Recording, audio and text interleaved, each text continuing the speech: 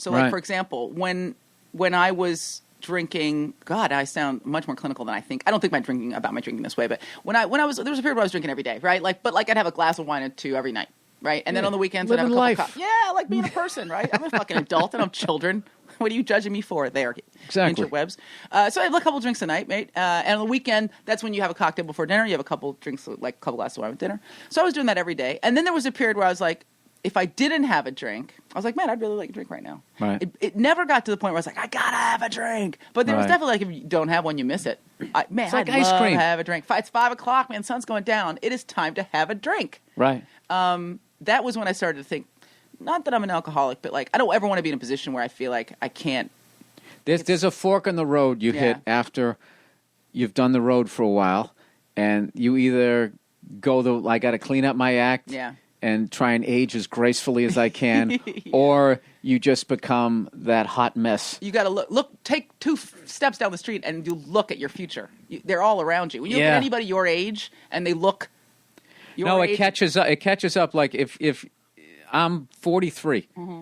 So if I had continued to go hard, because I had a period in my 20s when I was just totally focused. I'm real codependent too. If I hang out with drinkers, I drink. If I don't, I don't. I can just go with the flow, right? Right. So when I started off, I started in Boston. I started out with Robert Kelly, Dane Cook, Patrice O'Neill, and none of them were drinkers. So I just, by hanging out with them and just doing comedy 7 nights a week, all of a sudden I was thinking like, wow, I barely drink anymore. And I kind of did that right through like my mid-30s. And then when I met that piece of shit Joe DeRosa, when he, I'm joking, I started hanging with DeRosa.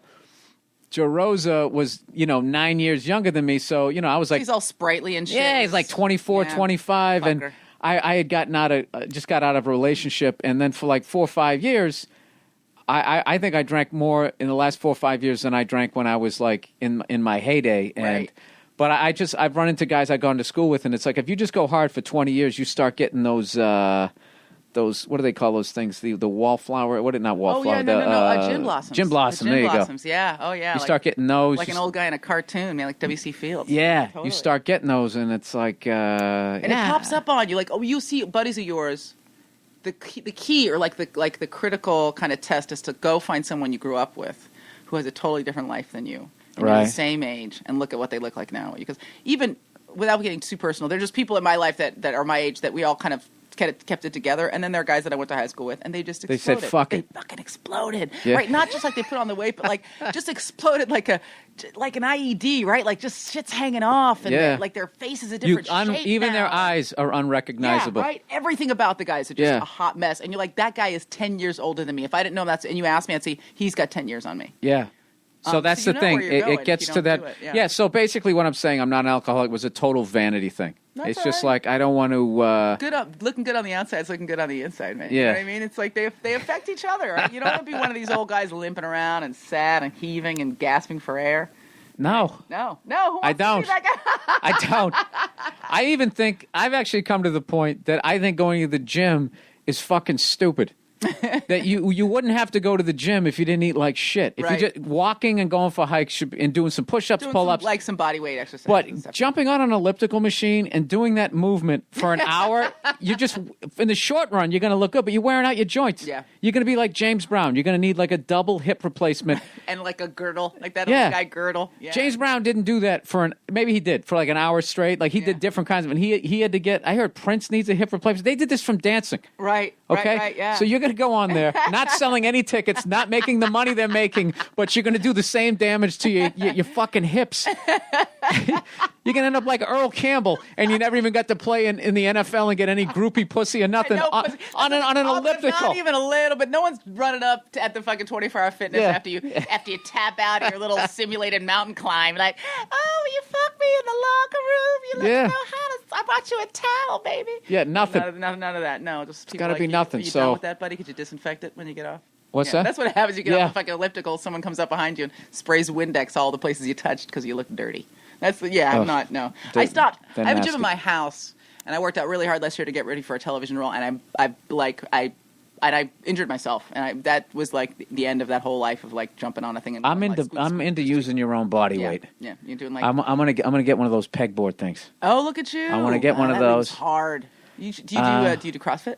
No, I do. I do all old school shit. You like? And then I add yoga, the new school. So I stretch. Prius. And then I do. And Pitbull. Oh, but you know what's funny is yoga. Yoga. Body yoga, and then you're just like an old Russian guy throwing medicine balls at a wall. Quit drinking, yet misogynistic. There you go. 2 steps forward, 3 steps back. Liberal, but he likes to have guns. Not against gay marriage, but he thinks everyone should get a fucking job. I'm all over the map. You're confounding. It's exciting. It's like you're like a Mobius strip of contradictions. So you have been doing your podcast for 4 years. 4 years. I don't even think I knew. I'm pretty technically savvy. Technologically savvy. I don't think I knew what a podcast was 4 years ago. I didn't either. Bobby Kelly told me about it, and was he doing one too? No, he wasn't. He started one, then he stopped, and now he's going again. Mm-hmm. And I was just something. It appealed to my loner side of me. I used to do them over my phone. They're all up on iTunes. There are 1,000 of them. And you can listen to. So if you want to hear, Bill'll just get himself in trouble every week for an hour. If you want to hear me an hour of my life every Monday for the last 4 years. So the first ones are actually shorter. Mm-hmm. It was almost like building a stand-up act, being able to just sort of talk. I mean, the first one is only like 20 seconds. And then, it's free, really. I mean, it was in the sense of like just free association. You just get on there, talk about shit you want to talk about. Well, what I do is the podcast listeners send me questions. Oh, okay. We have lists of stuff that you think is underrated or overrated. Mm-hmm. I might say something. I might talk about guns or smoking weed, and it gets people talking. Or I talked about church. One was my favorite. I had this topic called. It was the name of it was called "Oh Jesus," right? And I would just go off on how dumb I thought it was that people still believed. There's so many. Not that there was a higher power, that they believed in, like, when people had no concept of outer space, right? And you know, people they just like got the done solar system, they just got done praying to the sun god. There was no penicillin. The world was flat, and you're still reading this book that it needs to be. And the joke I was saying is like, I have to update iTunes like every 4 or 5 days. Why don't we try and update some of that? I understand the core of it. You know, the 7 deadly sins, the 10 commandments, all that I think is the shit. But there's other stuff, you know, the bottomless buckets of fish and the walking on the water. Oh yeah, no eating. Yeah, and exactly all that type of stuff. So don't wear two. If your wife wears 2 different fabrics at the same time, she should be stoned to death. Stone her to death. Yeah, that's a good one. That'll work. Yeah. So all you bitches in Polyblend right now, you're going down. Yeah.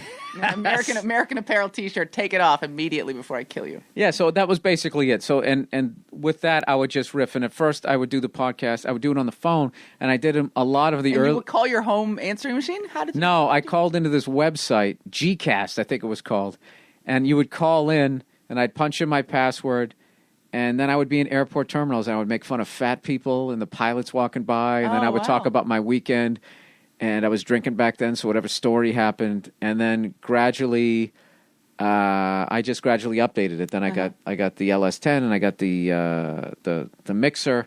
He's got some technological. But I'm still, people keep saying to get a theme music to open it, and I still don't want to do that. I like keeping it sort of grungier, like raw kind of thing. A modern artist and shit. It's just like canvas and paint. This one's black. Yeah, like I don't want to have like wacky sound. But plus everybody else is doing that. And then I also think that that there's like the format where it's just me. Yeah. Makes it unique. It's stripped down. It's very unique. There's nobody else's show like that. I think there are a couple guys who are trying to do something like it, and there's a pureness to it for sure. I mean, there's a rawness to it. It's just Bill. You know what I mean? And I mean, guys have been kind of doing all kinds of different. I mean, which I respect. Like for example, do you listen to Scarborough Country? I've done their show. Oh yeah, I haven't listened to it. You haven't listened to it? No.